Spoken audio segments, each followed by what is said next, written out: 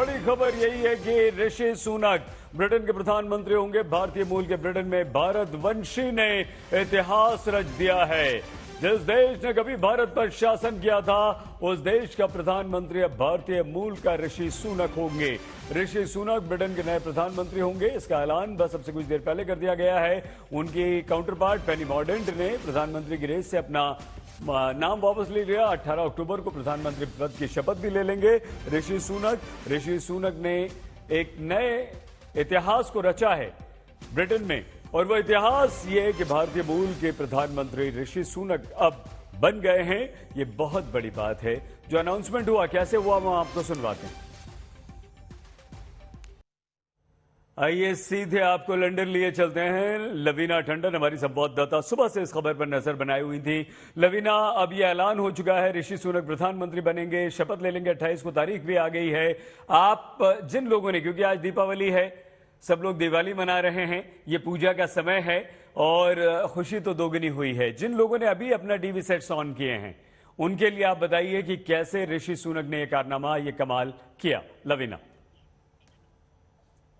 ऋषि सुनक का सफर यूं तो शुरू हुआ था जब बोरिस जॉनसन ने अपना रिजाइन किया, लेकिन एमपीज के समर्थन होने के बावजूद वो टोरी पार्टी का मेंबरशिप का समर्थन नहीं हासिल कर पाए और इस वजह से लिज ट्रस्ट से हार गए। लेकिन लिज ट्रस्ट की जो इकोनॉमिक पॉलिसीज थी, जो आर्थिक नीतियां थी, उन्होंने मार्केट को डामाडोल कर दिया।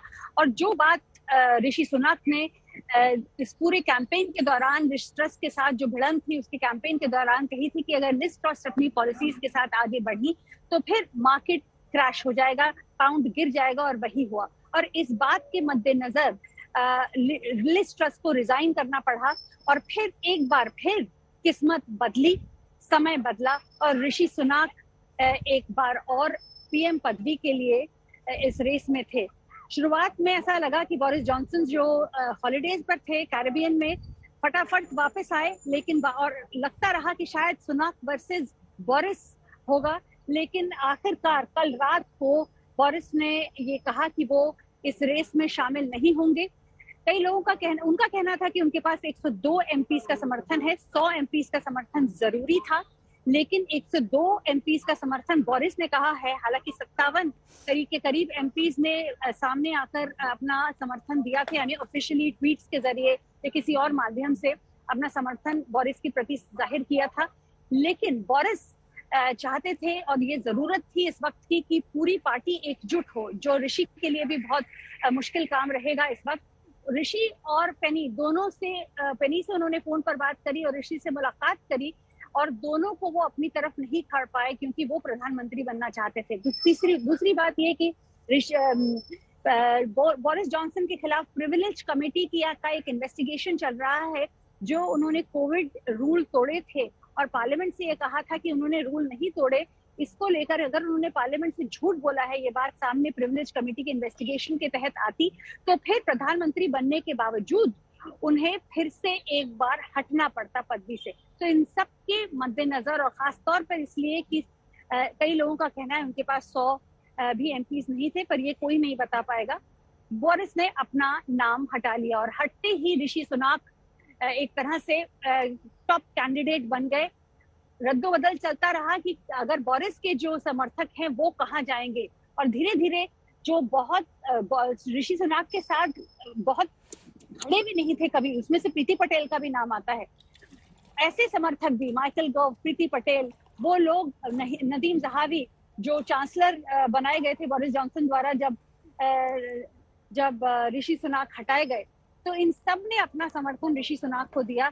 और बस 10 मिनट, नॉमिनेशन खत्म होने के 10 मिनट पहले तक ये चलता रहा कि शायद पेनी मॉर्डेंट अपना नामांकन लेके सामने आएंगे, और अगर नामांकन लेके आती और टोरी मेंबर्स जो ऑनलाइन वोट के जरिए मौजूद थे, अगर वो वोट देते तो शायद ऋषि सुनक नहीं बन पाते। लेकिन पेनी मॉर्डेंट ने कोई ना कोई डील करी होगी, बहुत बड़ी कैबिनेट पदवी लेकर वो सामने आएंगे अपने ऋषि सुनक की कैबिनेट में, और इस तरह इतिहास रचा गया। और ऋषि सुनक को मेंबर ऑफ पार्लियामेंट के चुने जाने की वजह से उन्हें प्रधानमंत्री की पदवी मिली। इतिहास रचा, ब्रिटेन ने रचा, उन्होंने खुद ने रचा। ऋषि सुनक जो तस्वीर इस समय आप देख रहे हैं, ये भारतीय मूल के ब्रिटेन के प्रधानमंत्री बन गए हैं और अब वो भी आज दीपावली वाले दिन। ऋषि सुनक ने एक ट्वीट किया था और कहा था कि हमारे सामने बड़ी चुनौतियां हैं, हम सही चुनाव करते हैं अगर हमें मौका मिले तो। ट्रैक रिकॉर्ड की अपने खुद की उन्होंने तारीफ की थी और ये कहा था कि समस्याओं से निपटने की मेरे पास स्पष्ट योजना है और मैं अपने हर वादे पर खरा उतरूंगा। लेकिन इस वक्त ब्रिटेन जो है वो जबरदस्त आर्थिक संकट से जूझ रहा है, तो सबसे बड़ा संकट ब्रिटेन के सामने जो है वो आर्थिक है और उसी से निपटना ऋषि सुनक को होगा। मतलब भारतवंशी ऋषि सुनक ब्रिटेन के प्रधानमंत्री बन गए हैं, उन्हें अपना नेता कंजर्वेटिव पार्टी ने चुन लिया है। दिवाली के अवसर पर अब से कुछ देर पहले इसकी घोषणा कर दी गई है और ये भारतवासियों को एक राहत और सुकून देने वाली खबर है, इसलिए कि वो ब्रिटेन जिसने 200 वर्षों तक भारत पर राज किया, वो आज वहां का एक भारतीय मूल का प्रधानमंत्री बना। लवीना, क्या आप हमारी आवाज सुन पा रही हैं? लवीना, हमारी आवाज आप तक पहुंच रही है? जी लवीना, आपकी वॉइस ब्रेक हो गई थी। अब ऋषि सुनक प्रधानमंत्री तो बन गए, कैसे बने, क्या कारण थे, आपने बहुत अच्छी तरह से हमें समझाया। लेकिन वो इकोनॉमिक क्राइसिस जिससे ब्रिटेन आज जूझ रहा है, वो आर्थिक संकट से निपटना कितनी बड़ी चुनौती ऋषि सुनक के लिए? लवीना, बहुत बड़ी चुनौती। पहली चुनौती तो ये कि हालांकि उन्हें 200 एमपीज ने समर्थन दिया या उससे करीब आज आसपास के नंबर एमपीज ने समर्थन दिया और मार्केट ऑलरेडी पाउंड बढ़ गया है। आपको ये बताएं इस खबर के साथ ही, तो एक बहुत पॉजिटिव सकारात्मक इंडिकेशन है कि इनके आते ही पाउंड आगे बढ़ा है, बोरिस जॉनसन के जाने से बढ़ा और अब पाउंड एक बार फिर ऋषि सुनक के आने पर बढ़ा। लेकिन बहुत कठिन है डगर पनघट। कारण ये कि एक तो पार्टी को एकजुट करना है। जिन लोगों ने समर्थन दिया, सबने बहुत मन से समर्थन नहीं दिया, इसलिए दिया कि अब इससे ज्यादा छीछालेतन टोरी पार्टी की और नहीं की जा सकती। अगला इलेक्शन बिल्कुल नहीं जीता जाएगा।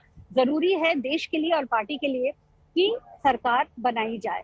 और आर्थिक संकट, अब जहां तक बात करते हैं, ऋषि जो है टैक्स काटने नहीं वाले, तो लोगों की मुश्किलें बनी रहेंगी किसी ना किसी तरह। जैसे विंडफॉल टैक्स की पहले विजय राणा जी ने बात करी थी, जिसे लिज ट्रस्ट ने काटने के लिए मना किया था कि जो एनर्जी कंपनीज इतना ज्यादा, शेल हो गई या कई अदर बाकी कंपनीज हैं जो बहुत बड़े मुनाफे करती हैं, उन पर टैक्स लगाया जाए। थोड़ा बहुत पैसा वहां से आएगा, लेकिन थोड़ा बहुत पैसा ही आएगा। तो मुश्किलें बहुत हैं।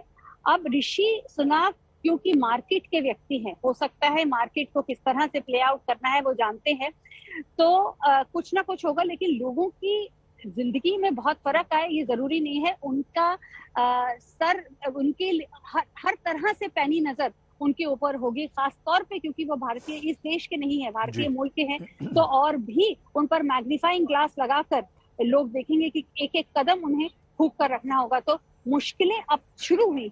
वही है ना कि मिल जाना आसान है, जैसे लिज ट्रस्ट को मिल गया था, लेकिन निभाना बहुत मुश्किल है। और निभाने का जो ये प्रक्रिया होगी ऋषि सुनक के लिए बहुत मुश्किल होगी।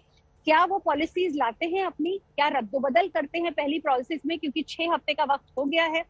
अब उन्हें जैसे ही वो नंबर 10 पे घुसेंगे, जो कि बहुत ही जल्द होगा, यहाँ पे ये ट्रांजिशन बहुत जल्द होगा और ऑलरेडी वो अपनी कैबिनेट डिसाइड कर चुके होंगे। तो जैसे ही किंग चार्ल्स III से मुलाकात होगी, वैसे ही वो अपनी पॉलिसीज बता देंगे। बल्कि कुछ मिनटों में वो स्पीच देने वाले हैं और उस स्पीच में काफी कुछ हमें पता लग जाएगा कि क्या उनकी क्या ओरिएंटेशन रहेगा उनकी पॉलिसीज का और किस तरह से मार्केट रिएक्ट करते हैं और फिर आगे जाके देश में किस तरह से कोई बदलाव आता है कि नहीं। लेकिन बहुत कठिन है डगर पनघट की और इसे निभाना।